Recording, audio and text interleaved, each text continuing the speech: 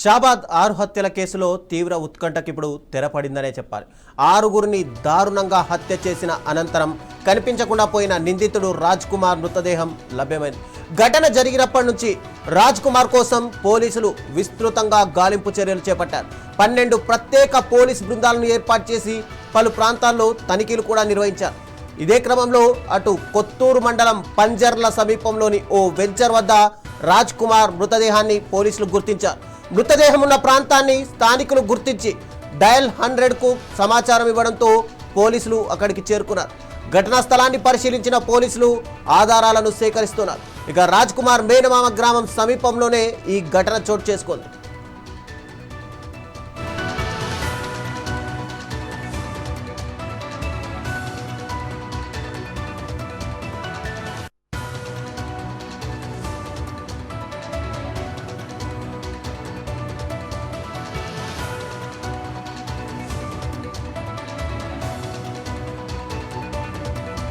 రాజ్ కుమార్ మృతదేహం పక్కన పాయిజన్ బాటిల్ను పోలీసులు గుర్తించారు.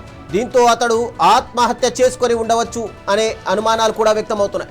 అయితే మృతికి గల అసలు కారణాలు, ఘటనకు ముందు జరిగిన పరిణామాలపైన పోలీసులు అన్ని కోణాల్లోనూ దర్యాప్తు చేస్తున్నారు.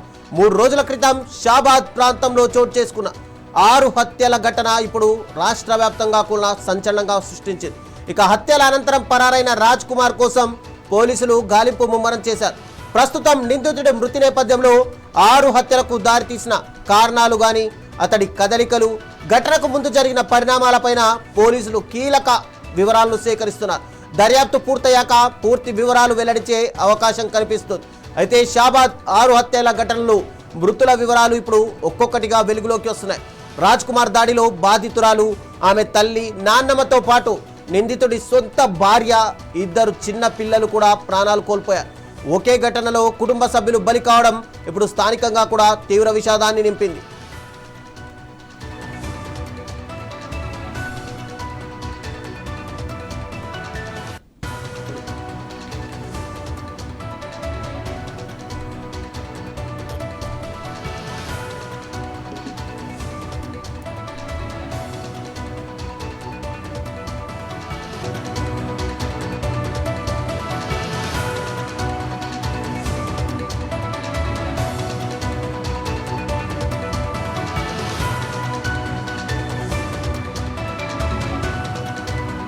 షాబాద్ 6 హత్యల కేసుల నిందితుడు రాజ్ కుమార్ మృతదేహం అటు కొత్తూరు మండలంలోని పంజర్ల గ్రామ సమీపంలో ఉన్నటువంటి ఒక వెంచర్లో అయితే బయటపడింది.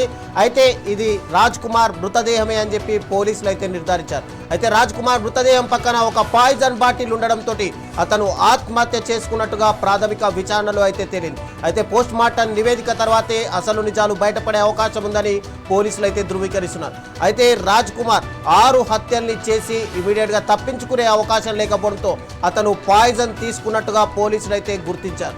టోటల్ గా అటు మేనమామ ఊరైనటువంటి పంజర్ల గ్రామ సమీపంలోని ఒక ప్రైవేట్ వెంచర్లో అటు రాజ్ కుమార్ మృతదేహం లభ్యమవడంతో ఈ 6 హత్యల కేసుకు ఒక పులి స్టాప్ పడినట్టుగా పోలీసులు అయితే భావిస్తున్నారు.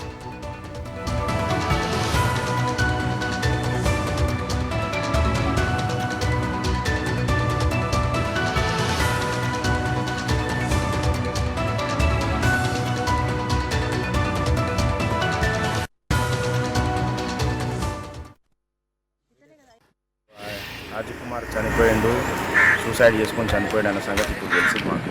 అంటే అది మాకు ఎవరు చెప్పారని కాదు, మీ ద్వారానే తెలుస్తూ ఉంది. అది ఒకవేళ నిజమే అయితే దానికి నేనే కాదు బాధపడుతుంది, దేశం మొత్తం బాధపడుతుంది. ఆయన బతికి ఉండకూడదు, ఇలాంటి వ్యక్తి సమాజంలో డేంజర్ అని చెప్పేసి నేనే కాదు దేశం మొత్తం చెప్తా ఉన్నది. అందులో ఆశ్చర్యం ఏం లేదు. అలాంటి వ్యక్తి ఉండకూడదు అని అందరూ కోరుకుంటున్నారు. దానికోసం చిన్న ఈ యొక్క విషయం జరిగినందుకు కూడా మాకు కొంచెం నిమ్మలం అనిపించినా మా ఫ్యామిలీ కోల్పోయి ఇంకా బాధాకర బాధలనే ఉన్నాం. మాకు ఇంకా కొన్ని డిమాండ్లు ఉన్నాయి, అది నెరవేర్చే కార్యక్రమం కూడా కలెక్టర్ గారు చూస్తున్నారు. అవన్నీ అయిపోతేనే కానీ మేము ఇంకా కొంచెం రిలాక్స్ అయ్యే అవకాశం కూడా లేదు. ఇంత స్టెప్ తీసుకోలేని గవర్నమెంట్ ఇప్పుడు కనీసం ఈ తొందరలో ఈ క్షణంలోనైనా స్టెప్ తీసుకున్నందుకు కొంతవరకు మాకు మంచిగా అనిపించింది. ఈ యొక్క విషయంలో ఇంకా లేట్ అయింది, ఇప్పటికే లేట్ అయింది, అయినా కూడా సమస్య క్లియర్ అయింది అనేది ఒకటి మాకు అనిపించింది. ఇప్పుడు రాజ్ కుమార్ చనిపోయిండు, సూసైడ్ చేసుకొని చనిపోయాడు అన్న సంగతి ఇప్పుడు తెలిసింది మాకు. అంటే అది మాకు ఎవరు చెప్పారని కాదు, మీ ద్వారానే తెలుస్తూ ఉంది. అది ఒకవేళ నిజమే అయితే దానికి నేనే కాదు బాధపడుతుంది, దేశం మొత్తం బాధపడుతుంది. ఆయన బతికి ఉండకూడదు, ఇలాంటి వ్యక్తి సమాజంలో డేంజర్ అని చెప్పేసి నేనే కాదు దేశం మొత్తం చెప్తా ఉన్నది. అందులో ఆశ్చర్యం ఏం లేదు. అలాంటి వ్యక్తి ఉండకూడదు అని అందరూ కోరుకుంటున్నారు. దానికోసం చిన్న ఈ యొక్క విషయం జరిగినందుకు కూడా మాకు కొంచెం నిమ్మలం అనిపించినా మా ఫ్యామిలీ కోల్పోయి ఇంకా బాధనే ఉన్నాం. మాకు ఇంకా కొన్ని డిమాండ్లు ఉన్నాయి, అవి నెరవేర్చే కార్యక్రమం కూడా కలెక్టర్ గారు చూస్తున్నారు. అవన్నీ అయిపోతేనే కానీ మేము ఇంకా కొంచెం రిలాక్స్ అయ్యే అవకాశం కూడా లేదు.